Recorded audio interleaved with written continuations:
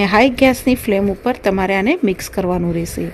ધ્યાન રહે કે અહીંયા એક એક દાણો તમારો છૂટો રહેવો જોઈએ અને તૂટવો બી ન હોવો જોઈએ.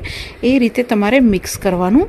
અને થોડી વારમાં તમે જોશો સરસ રીતે મિક્સ થઈ ગયેલું લાગશે અને એક એક દાણો તમારો રાઈસનો આખો અને છૂટો બનીને રેડી થાય છે.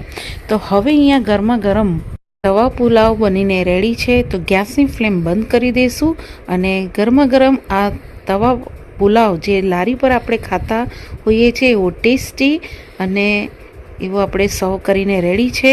તો આ રીતે તવા પુલાવ તમે એકવારથી ટ્રાય કરજો. એનો જે એક એક દાણો છે એ મસાલા અને સોસીસ સાથે સરસ એવો કોટ થઈ ગયેલો છે, તમે જોઈ શકો છો. અને આ ગરમા ગરમ તવા પુલાવ તમે દહીં સાથે, પાપડ સાથે, અથાણું સાથે કાં તો પછી આ રીતે એકલો બી બહુ સરસ લાગે છે. તો તમે એકવારથી આ જરૂરથી ટ્રાય કરજો. અને તમને જો મારી